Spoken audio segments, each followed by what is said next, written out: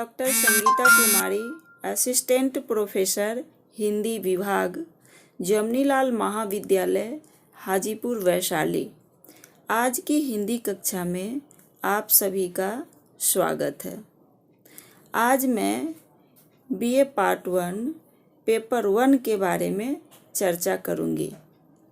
तो आइए, आज का शीर्षक है विद्यापति का काव्यगत परिचय। आज मैं विद्यापति जी के बारे में चर्चा करूंगी। विद्यापति जी मैथिल ब्राह्मण जयद्रथ के परपौत्र एवं गणपति के पुत्र बिपसी में पैदा होने और वर्तमान बाजितपुर में देह त्याग करने वाले विद्यापति के जीवन मरण से संबंधित अनेक दंत कथाएं पाई जाती हैं। हम सभी जानते हैं कि विद्यापति का जन्म दरभंगा जिले के बिपसी नामक ग्राम में हुआ। कई विद्वानों के अनुसार इनका जन्म 1406 और निधन 1503 के लगभग है। इन्हें मैथिल कोकिल के नाम से भी पुकारा जाता है। संस्कृत, अवहट्ठ और लोक भाषा मैथिली में समान रूप से अपनी प्रतिभा की दीप्ति विकीर्ण करने वाले विद्यापति हिंदी साहित्य के इतिहास के एक ऐसे सलाहकार पुरुष हैं जिनमें आदिकाल, भक्तिकाल और रीतिकाल तीनों की प्रमुख प्रवृत्तियों का समारंभ मिलता है। विद्यापति जी हमारे ऐसे कवि हैं जो संस्कृत, अवहट्ठ और लोक भाषा मैथिली में समान रूप से अपनी प्रतिभा की दीप्ति विकीर्ण करने वाले विद्यापति हिंदी साहित्य के इतिहास के एक ऐसे सलाहकार पुरुष हैं जिनमें आदिकाल, भक्तिकाल और रीतिकाल तीनों की प्रमुख प्रवृत्तियों का समारंभ मिलता है। आचार्य विश्वनाथ प्रसाद मिश्र का यह गंतव्य अत्यंत समीचीन है कि यदि हिंदी साहित्य अपनी परंपरा ढूंढने निकलेगा तो विद्यापति उसे आदि कवि के रूप में दिखाई पड़ेंगे।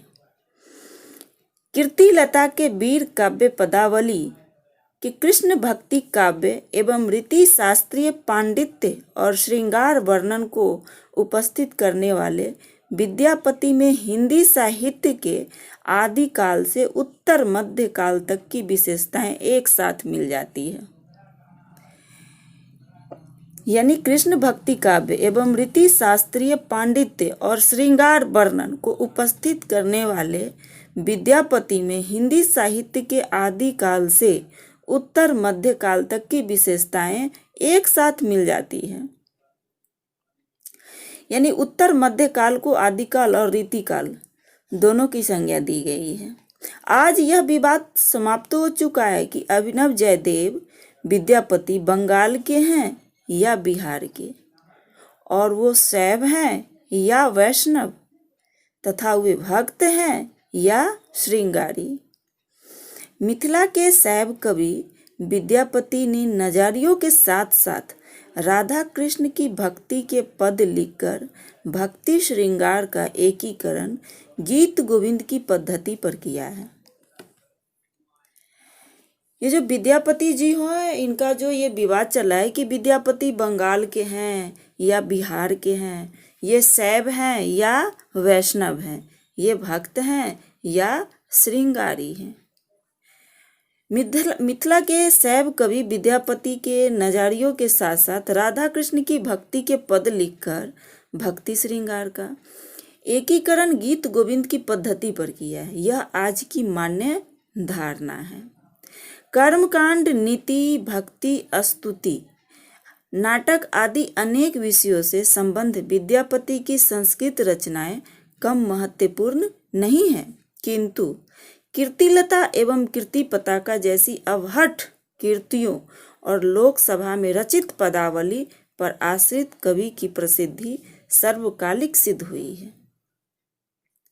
यह हिंदी में जो कीर्तिलता और कीर्ति पताका जैसी अवहट्ठ कीर्तियों और लोकसभा में रचित पदावली पर आश्रित कवि की प्रसिद्धि सर्वकालिक सिद्ध हुई है, जिसमें राधा कृष्ण के मिलन विरह और प्रकृति सौंदर्य के चित्रण की अपूर्वता ही नहीं, लोक चेतना एवं लोक संस्कृति की प्रखर अभिव्यक्तियों के लिए भी यह बहुधा प्रशंसित हुई है। हिंदी में वास्तव में सबसे पहले कवि विद्यापति हैं। हिंदी में वास्तव में सबसे पहले कवि विद्यापति हैं, जिनमें रीति संकेत और संदिग्ध रूप में मिलते हैं, और प्रायः उन सभी के पीछे नायिका भेद का पृष्ठाधार स्पष्ट है। ये हमारे डॉक्टर नगेंद्र का कहना है। विद्यापति दरबारी कवि थे अवश्य, किंतु वे अपने चारों तरफ के वातावरण के प्रति कम जागरूक नहीं थे। ये हमारे शिव प्रसाद सिंह जी का कहना है कि विद्यापति दरबारी कवि थे अवश्य, किंतु वे अपने चारों तरफ के वातावरण के प्रति कम जागरूक नहीं थे। तात्विक दृष्टि से भी श्रृंगार और माधुर्य भाव की भक्ति बीच सीमा रेखा खींचना उपयुक्त नहीं है। यह तो कवि का व्यक्तित्व ही होता है जो श्रृंगार को भी उदात्त बना देता है और माधुर्य भक्ति को भी नितांत लौकिक और मांसल बना देता है।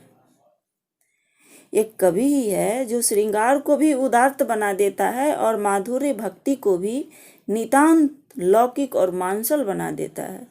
विद्यापति के श्रृंगार व्यक्तित्व से इनकार नहीं किया जा सकता, क्योंकि विद्यापति के अंतिम दिनों में आकर उन्होंने निराश और हताश होकर विरक्ति और भक्ति भाव के पद लिखे हैं। ये निराश और हताश भरी ये पंक्ति हैं, तो आइए मैं ये दो पंक्ति के बारे में चर्चा करूंगी कि ये निराशा और हताशा भरी पंक्ति क्या है। जन्म अवधि हम रूप निहारली, नयन न तिरपित भेल, माधव हम परिणाम निराशा। ये बड़े ही निराश और हताश होकर ये पंक्ति लिखे हैं कि जन्म अवधि हम रूप निहारली, नयन न तिरपित भेल, माधव हम परिणाम निराशा।